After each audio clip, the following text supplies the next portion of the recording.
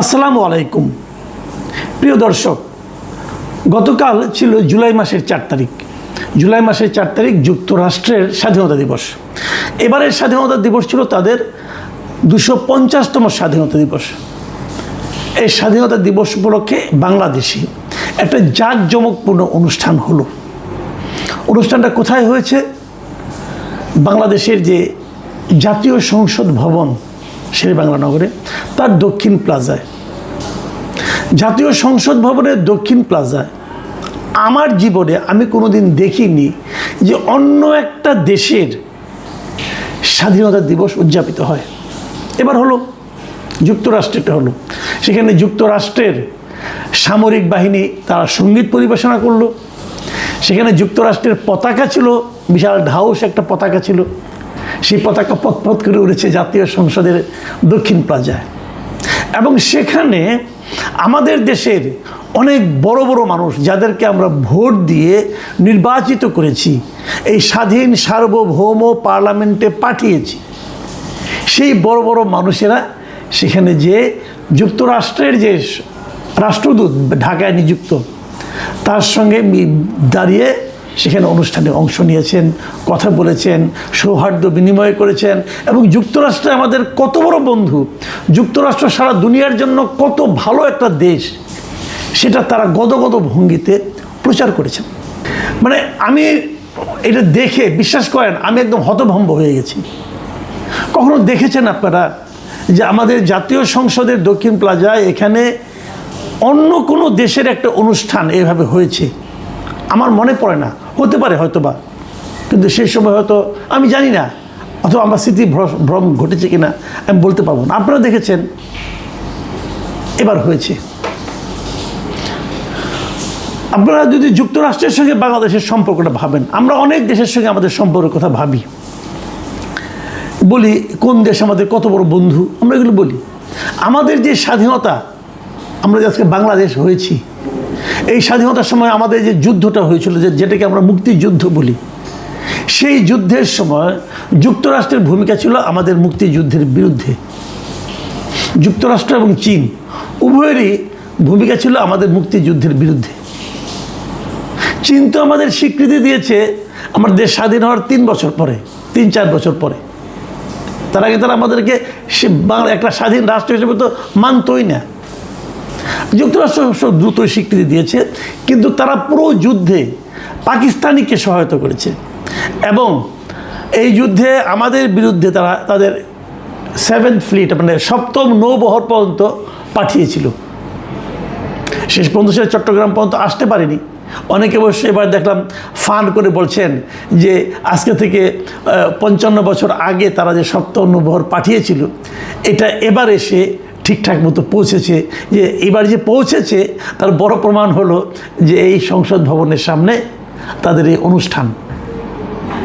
মানে আমি মাঝে মাঝে ভেবে অবাক হয়ে যাই যে আমাদের যাদেরকে আমরা এবার রাষ্ট্রের পরিচালনার জন্য যাদেরকে দায়িত্ব দিয়েছি, যারা আমাদের সরকার, তাদের এই কেমন নতজানু মনোভাব।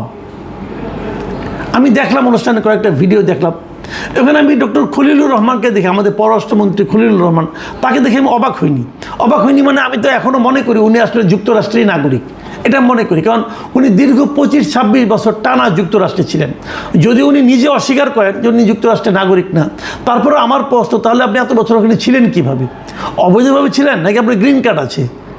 তাহলে আপনার গ্রিন কার্ড আছে, কীভাবে ছিলেন?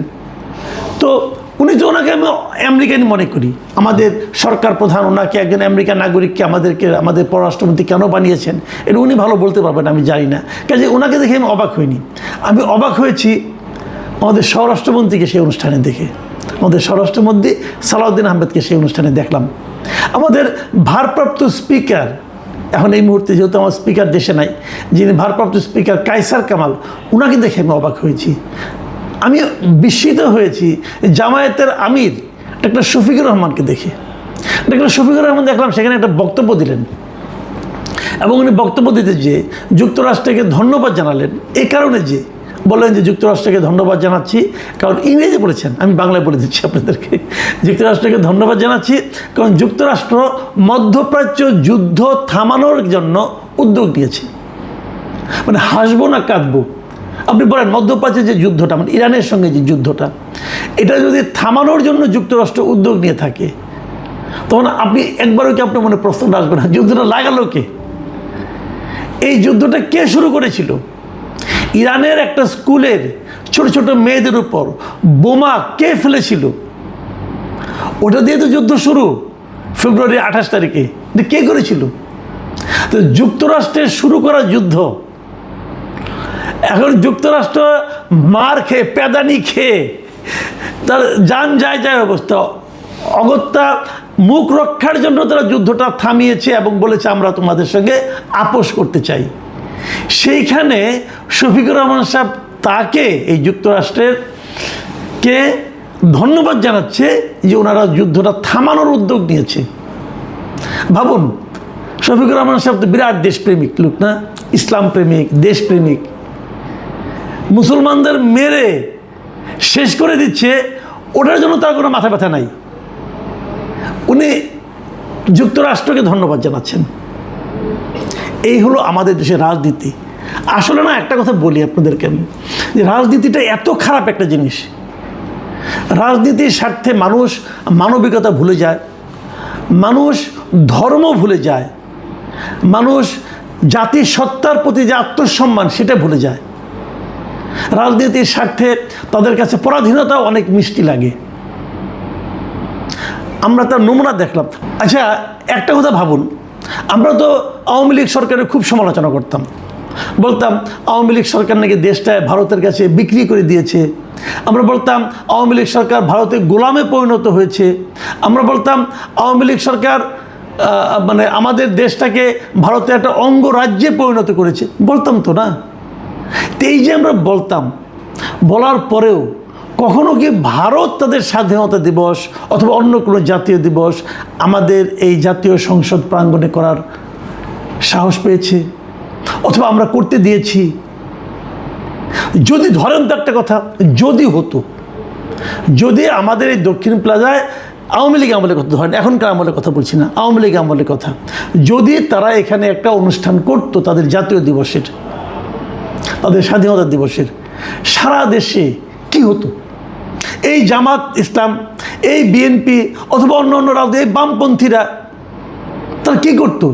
এই মন্ত্রিসভায় কিন্তু বামপন্থী একজন নেতা আছেন, জোনায়েদ সাকি, বিরাট বিপ্লবী। তাকেও দেখলাম যে ভেজা বিড়ালের মতো ওই যুক্তরাষ্ট্রের যে রাষ্ট্রদূত আছে তার পাশে দাঁড়াতে পারে নিজেকে খুব গর্বিত মনে করছেন, কাচুমাচু করে দাঁড়িয়ে আছেন। এটাও দেখলাম। তাহলে আপনাকে একটা কথা ভাবুন, যদি ভারত এখানে একটা প্রোগ্রাম করতো তাহলে তার কি রিয়াকশন, কি রিপারকেশন এদেশে হতো, এদেশের পলিটিক্যাল পার্টিগুলিতে হতো। অথচ আজ যখন যুক্তরাষ্ট্র মানে একটা অনুষ্ঠান করলো, তখন আপনারা তার কোনো রকম একটা শব্দ প্রতিবাদ দেখেছেন কোথাও? কোনো একটা পলিটিক্যাল পার্টির মধ্যে দেখেছেন? আমি কেবল একটা দেখলাম, একটা বামপন্থী দল কি বাসদ, ওরা একটু প্রতিবাদ করেছে। আর কারো প্রতিবাদ হয়তো করেছে, কোনো করলে ওরকম বামপন্থীরাই করবে। আর কারো তো এরকম আত্মবিশ্বাস অথবা ওরকম মেরুদণ্ড আছে বলে আমার কাছে মনে হয় না। কিন্তু এরা করলোটা কি? মানে এটা কি ডিজাইন? আসলে সেই যে আপনারা মনে করতে পারবেন, এই যে ডক্টর ইউনূস বলেছিল একটা মেটিকুলাস ডিজাইন ওনারা করেছেন, রিসেট বাটন টিপে দিয়েছেন। এটাই কি সেই মেটিকুলাস ডিজাইন? এটাই কি সেই রিসেট বাটন টিপে দেওয়া? আমরা যখন, বিশেষ করে আমি যখন ইউনিভার্সিটিতে পড়তাম, মাঝে মাঝে আমরা যখন ছাত্র রাজনীতি করতাম, বিভিন্ন রাজনৈতিক দলের লিডারদের কাছে আমরা একটা কথা বলতাম প্রায়, সেটা হলো কি, যে দেয়ালের লিখন পড়ুন, দেখুন মানুষ কি বলছে। মানুষের বক্তব্যগুলো দেয়ালে দেয়ালে থাকতো। এখন তো দেয়াল লেখন উঠে গেছে। এখন আমি মাঝে মাঝে বলি সোশ্যাল মিডিয়ার কমেন্টগুলো দেখুন আপনারা, সোশ্যাল মিডিয়ায় কে কী বলছে শুনুন। বলবেন হয়তো ও তো অমুক দল, সে তো তমুক দল, যে দলেরই হোক, কথাগুলি শুনুন, কথাগুলি লজিক্যাল মনে হয় কি না সেটা একবার ভাবুন। আমি এই সরকারের জন্য, যারা এগুলি করছেন তাদের জন্য এরকম সোশ্যাল মিডিয়া থেকে কিছু কমেন্ট আপনাদেরকে একটু আমি পড়ে শোনাতে চাই।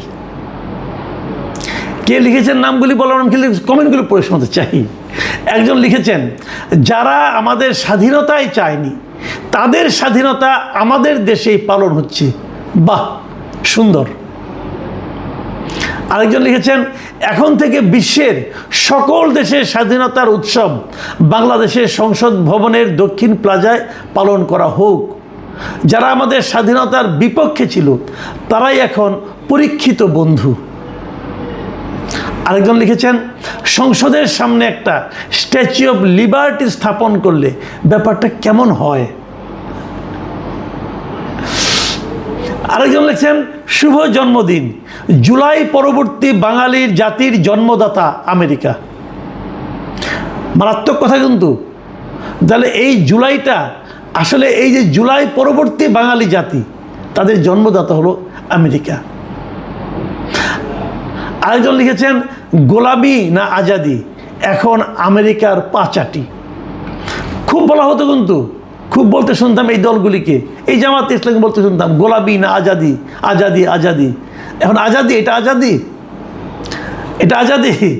আমাদের জাতীয় সংসদের সামনে আমেরিকানরা তাদের স্বাধীনতা দিবস পালন করে, আমেরিকান ফ্ল্যাগকে পাশে রেখে আপনার নেতা বলতেছে যে আমেরিকাকে ধন্যবাদ, কারণ তারা মধ্যপ্রাচ্যে যুদ্ধবন্ধের উদ্যোগ নিয়েছে, এটা আজাদি।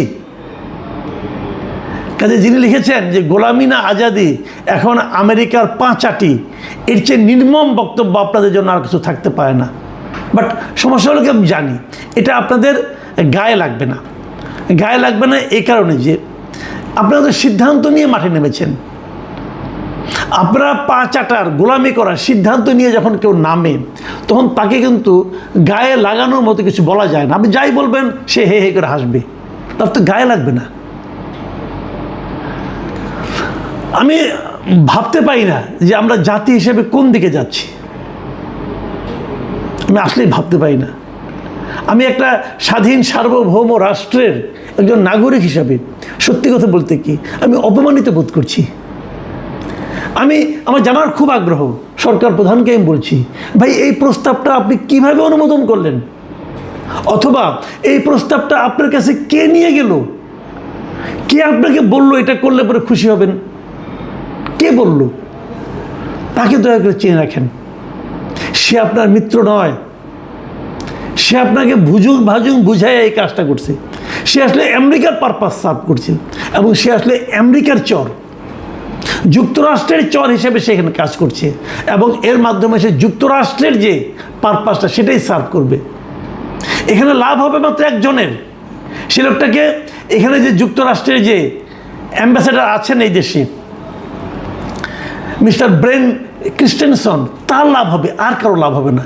সে ট্রাম্পকে বলতে পারবে, দেখো এই দালালগুলিকে আমি কোথায় এনে নামাইছি, আমার পায়ের কাছে এনে বসাই দিছি। এ বলবে। আমাদের দেশে যুক্তরাষ্ট্রের রাষ্ট্রদূত এর আগে প্রধানমন্ত্রী দেখা পাইতো না। অনেক মন্ত্রীকে বলতে শুনতাম, ওর সঙ্গে কী দেখা করবো, সে তো একজন জয়েন্ট সেক্রেটারি লেভেলের অফিসার।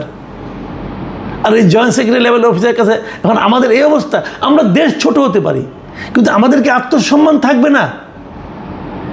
আমি আরেকটা কথা বলি, রাজনীতির কথা বলি না, এখন একটু ভূ রাজনীতির কথা বলি। আমাদের প্রধানমন্ত্রী কদিন আগে চীন সফরে গেলেন। চীন সফরে চীনের সঙ্গে অনেকগুলো বিষয় নিয়ে আলাপ আলোচনা করেছেন।